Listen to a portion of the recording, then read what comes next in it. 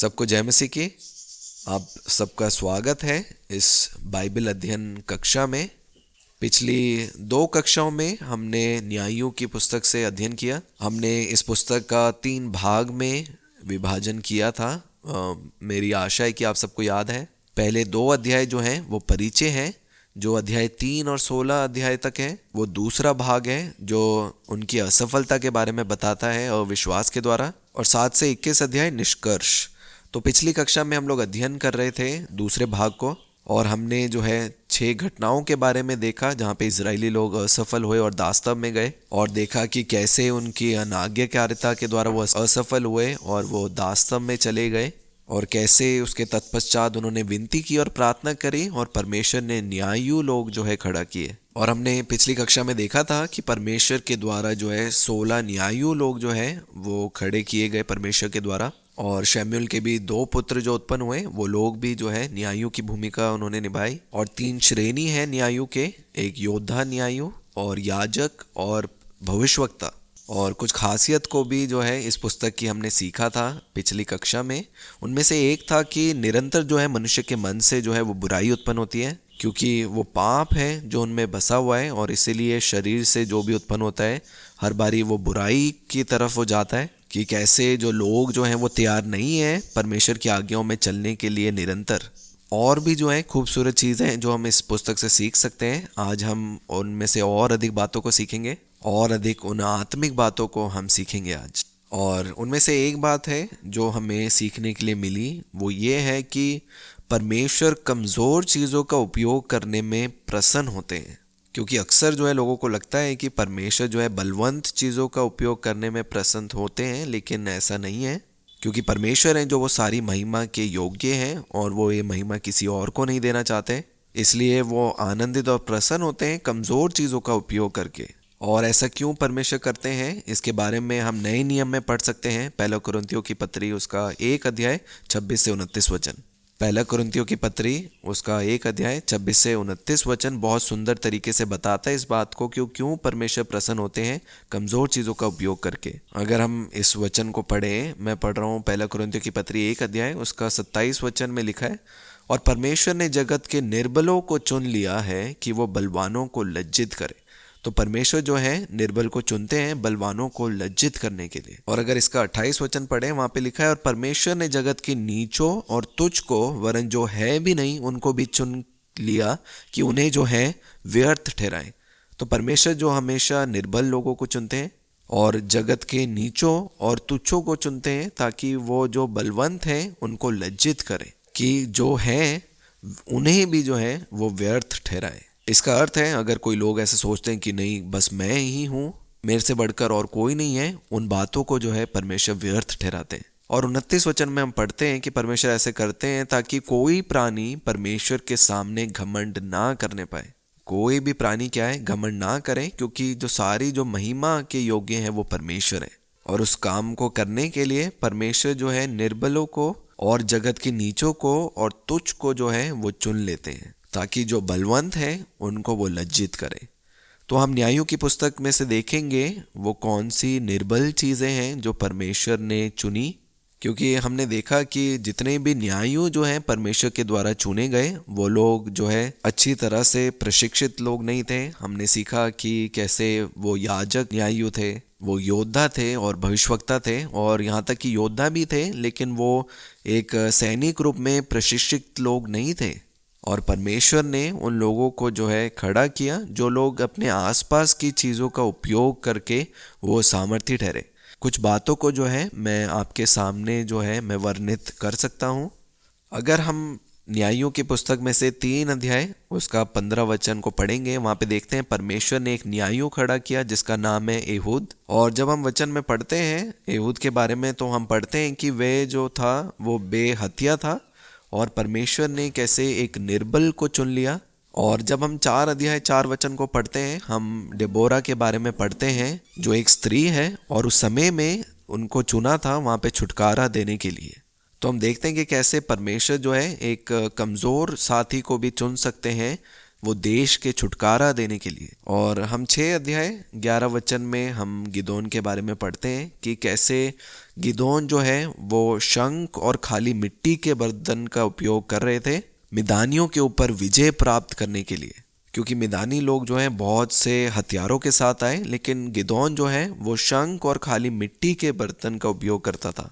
7 अध्याय 15 वचन जो है इसे बहुत खूबसूरत रीति से दर्शाता है। और 3 अध्याय उसका 31 वचन हमें शमगर के बारे में बताता है, जो एक और न्यायु है जो 600 पलिश्तीय लोगों को घात करता है। एक बैल के पेने से या एक लाठी से वो 600 पलिश्तीय पुरुष को जो है गिरा देता है। ये था शमगर न्यायु के बारे में। और 9 अध्याय उसका 53 वचन में हम देखते हैं, वहां पे लिखा है, तब किसी स्त्री ने चक्की के ऊपर का पाट अबीमेलेक के सर पर डाल दिया और उसकी खोपड़ी फट गई। तो हम देखते हैं कि कैसे परमेश्वर जो है वो चक्की के ऊपर का पार्ट भी इस्तेमाल करके जो है वो दुश्मन का अंत करते हैं। जो 15 अध्याय और उसका 15 वचन है वो शिमशोन के बारे में बताता है।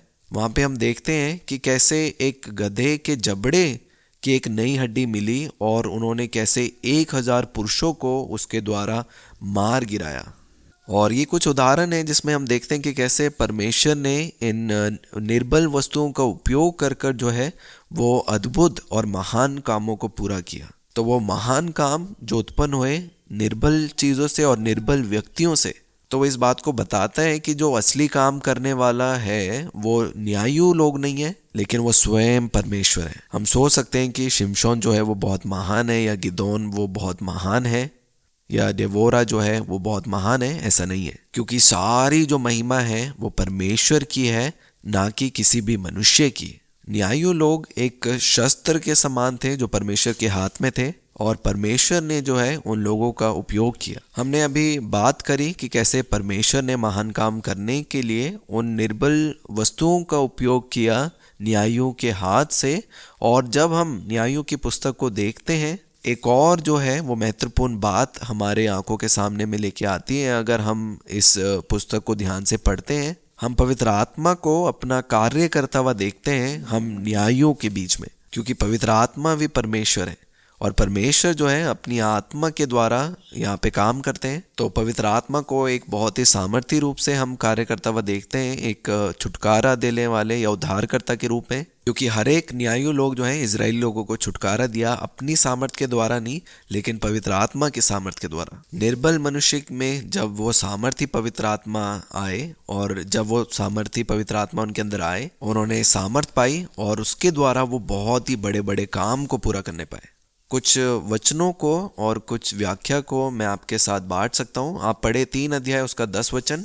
3 अध्याय उसके 10 वचन में इस प्रकार से लिखा है, उसमें यहोवा का आत्मा समाया और वह इजराइलियों का न्यायी बन गया और लड़ने को निकला। यहाँ पे जो है हम ओन्तिएल के बारे में पढ़ रहे हैं कि कैसे कि वो योद्धा नहीं था, लेकिन जब यहोवा का आत्मा उस पर आया, उन्होंने जो है उसे सामर्थ दी और लड़ने को वो निकला और उसको जो है न्यायी के रूप में ठहराया, और वहां पे जो है वो युद्ध को लड़ने के लिए गया, क्योंकि यहोवा का आत्मा उसमें समाया था। न्यायियों की पुस्तक 6 अध्याय 34 वचन जो है गिदोन के बारे में बताता है। यहाँ पे वचन में लिखा है, तब यहोवा का आत्मा गिदोन में समाया और उसने नरसिंगा फूका। अभी कुछ समय पहले ही मैं आपको ये बात बता रहा था कि कैसे गिदोन जो है वो शंख और खाली मिट्टी के बर्तन का उपयोग करता था। मेरी आशा है कि आपको ये बात याद है, और ये बात सीखना है कि वो केवल शंख या फिर खाली मिट्टी के बर्तन नहीं थे, वो परमेश्वर का आत्मा था जो उसमें समाया, और पवित्र आत्मा ने सामर्थ दी वो शंख फूकने के लिए, विजय प्राप्त करने के लिए। हम पढ़ेंगे 11 अध्याय उसका 9 वचन। हम पढ़ेंगे 11 अध्याय उसका 29 वचन। यहाँ पे यिप्ता के बारे में लिखा है। यहाँ पे वचन में है, तब यहोवा का आत्मा यिप्ता में समा गया और वह गिलाद और मनशे से होकर गिलाद के मसीब में आया। तो जब परमेश्वर यहोवा का आत्मा उसके अंदर आया, तब उसे वो सामर्थ मिली। आगे हम देखेंगे 13 अध्याय उसका 25 वचन। यहाँ पे शिमशोन के बारे में लिखा है कि कैसे यहोवा का आत्मा जो है उसमें उभरने लगा। 14 अध्याय उसके 6 वचन में लिखा है, तब यहोवा का आत्मा उस पर बल से उतरा। यहाँ पे देखिए 14 अध्याय 6 वचन में लिखा है शिमशोन के बारे में, तब यहोवा का आत्मा उस पर बल से उतरा कि उसने शेर के जबड़े को फाड़ दिया अपने हाथों से। और आगे देखते हैं 15 अध्याय 14 वचन में कि यहोवा का आत्मा उस पर बल से उतरा। तो ऐसे बहुत से वचन और बहुत से ऐसे वर्णन को हम पाते हैं न्यायों की पुस्तक में, जिसमें हम देखते हैं कि जो परमेश्वर यहोवा का जो आत्मा है वो उतरा अंतियेल में, गिदोन के ऊपर परमेश्वर का आत्मा यिफ्ताह के ऊपर आया, परमेश्वर का आत्मा शिमशोन के ऊपर आया। और हम देखते हैं कि कैसे इन लोगों ने सामर्थ पाई पवित्र आत्मा के द्वारा, जो हमें इस बात को याद दिलाता है कि असली जो काम कर रहे थे वो परमेश्वर पिता थे, या ये हमें याद दिलाता है कि परमेश्वर जो है किस प्रकार से कार्य करते हैं। और इसको बहुत ही अच्छी रीति से जो है जकरिया की पुस्तक 4 अध्याय 6 वचन में लिखा है। वहाँ पे इस प्रकार से लिखा है, जकरिया 4 अध्याय उसका 6 वचन, ना तो बल से और ना शक्ति से परंतु मेरे आत्मा के द्वारा होगा।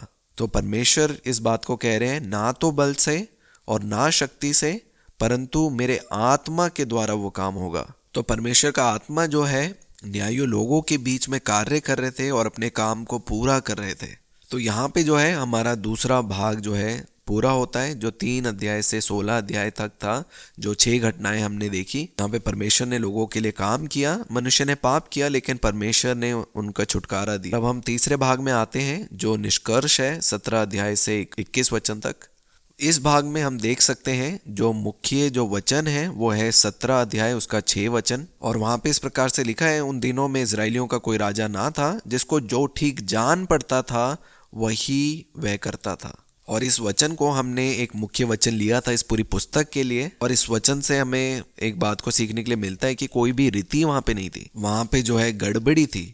आप खुद से कल्पना कर सकते हैं एक ऐसी जगह जहाँ पे लोग अपने मन के अनुसार कर रहे हैं सब लोग, वहाँ पे जो है रीति नहीं होगी, वहाँ पे जो है वो गड़बड़ी है जो उत्पन्न होगी। तो ये 17 और 18 अध्याय जो है वो गड़बड़ी के बारे में बताता है जो आत्मिक वातावरण में आई या इनके धर्म के क्षेत्र में, क्योंकि उस समय में उन लोगों को जो सही पड़ा वैसे ही वो उस रीति से जो है कार्य करता था। तो ये गड़बड़ी आई धर्म के और आत्मिक क्षेत्र में। 19 अध्याय जो है वो गड़बड़ी के बारे में बताता है जो उनके नैतिक जीवन में आई, और 20 और 21 अध्याय वो राष्ट्र का राजनीतिक जीवन के बारे में बताता है। तो हर एक व्यक्ति जब उन कामों को कर रहा था जो उसकी दृष्टि में सही है, वो गड़बड़ी को उत्पन्न किया धार्मिक क्षेत्र में, नैतिक रूप में और राजनीतिक रूप में भी। और ये है निष्कर्ष इस पुस्तक का कि 18 से 19 अध्याय में हम आत्मिक गड़बड़ी को देखते हैं, 19 अध्याय नैतिक गड़बड़ी के बारे में बताता है, 20 और 21 राजनीतिक गड़बड़ी के बारे में।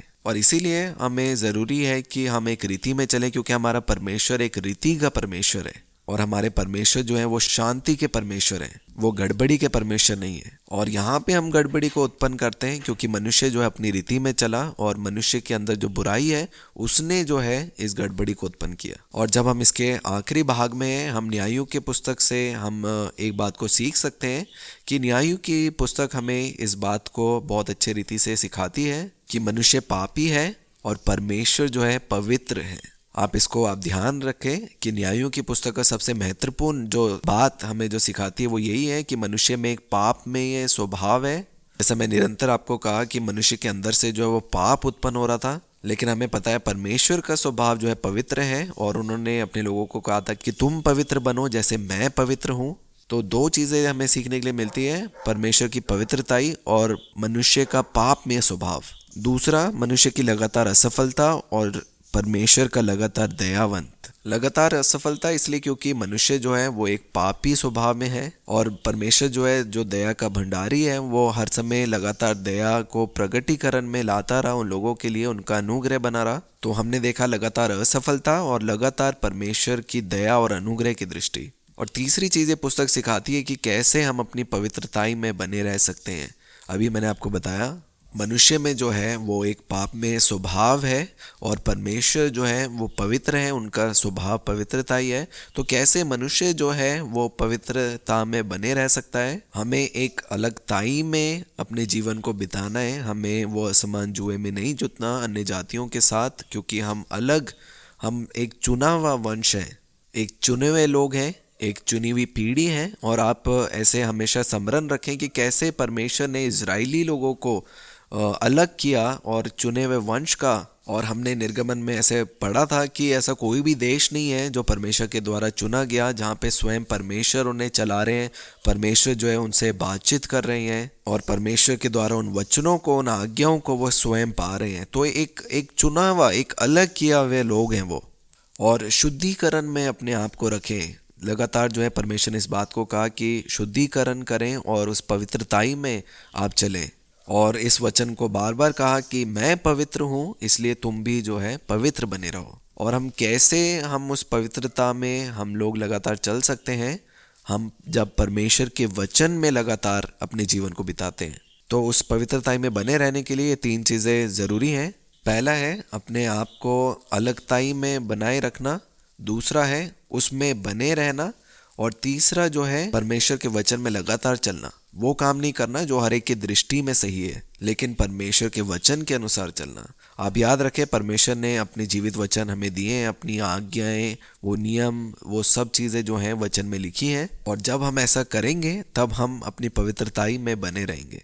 और जो पवित्र लोग हैं उनसे अपेक्षा यही है कि वो अपवित्र लोगों के साथ ना जुड़े, क्योंकि ये आज्ञा थी खासतर से चुने हुए लोगों के लिए कि वो अन्य जातियों के साथ, अन्य देशों के साथ वो असमान जुए में ना जूते, लेकिन अपने आप को उस अलगताई में रखें। और उस अलगताई में आप देखेंगे कि हम और अधिक सामर्थ्य को पाएंगे। अक्सर लोगों को लगता है कि अलगताई में जो है कमज़ोरी है, वो एक गलत भावना है, क्योंकि जो अलगताई है वो मनुष्यों को जो है वो मजबूत करती है और पवित्र करती है। इसलिए आप संसार के साथ आप ना जुड़ें, लेकिन आप उस अलगताई में चलें जिसमें आप परमेश्वर के साथ रिश्ते में हैं। पिछले कक्षा मैंने ये बात आपको बताई थी कि हम धर्म में नहीं है लेकिन एक रिश्ते में हैं, और इसीलिए आप और अधिक नज़दीक रिश्ते में आप जुड़े अपने परमेश्वर पिता के लिए। और इसे बहुत ही अच्छी रीति से जो है यूहन्ना जो है अपनी पत्री में लिखता है। हम पढ़ेंगे पहले यूहन्ना की पत्री, उसका 2 अध्याय 17 वचन। वहाँ पे इस प्रकार से लिखा है, संसार और उसकी अभिलाषाएं दोनों मिटती जाती हैं, पर जो परमेश्वर की इच्छा पर चलता है वह सर्वदा बना रहेगा। संसार और उसकी अभिलाषाएं दोनों मिटती जाती हैं, पर जो परमेश्वर की इच्छा पर चलता है वह सर्वदा बना रहेगा। ये वचन क्यों यूहन्ना के द्वारा लिखा गया? क्योंकि अक्सर जो है इसके विपरीत इच्छा जो है मनुष्य के अंदर उत्पन्न होती है। क्योंकि हम देखते हैं जो मनुष्य है उसके शरीर में जो है एक व्यवस्था है जो पाप और मृत्यु की व्यवस्था है। वो शरीर की अभिलाषा है, आंखों की अभिलाषा है, और वो घमंड की अभिलाषाएं जो उत्पन्न होती हैं। क्योंकि जो शरीर की अभिलाषा है वो आपको शरीर की तरफ आकर्षित करेगी, जो आंखों की अभिलाषा है वो आपको संसार की तरफ आकर्षित करेगी, और जो जीविका का घमंड है वो आपको एक पाप की तरफ आकर्षित करेगी। और ये जितनी भी अभिलाषा हैं, ये सारी जो चीज़ें हैं, ये हमारे परमेश्वर पिता के द्वारा नहीं आती। लेकिन अगर आप परमेश्वर में बने हैं, उनके साथ नज़दीकी रिश्ते में हैं, तो हम इन अभिलाषाओं से बचे रहेंगे, जो शरीर की अभिलाषा है, आंखों की अभिलाषा, और जो घमंड की अभिलाषा है। इसलिए मैं आपको उत्साहित करता हूँ कि आप लोग संसार से या संसार की आदि वस्तुओं से आप प्रेम ना रखें।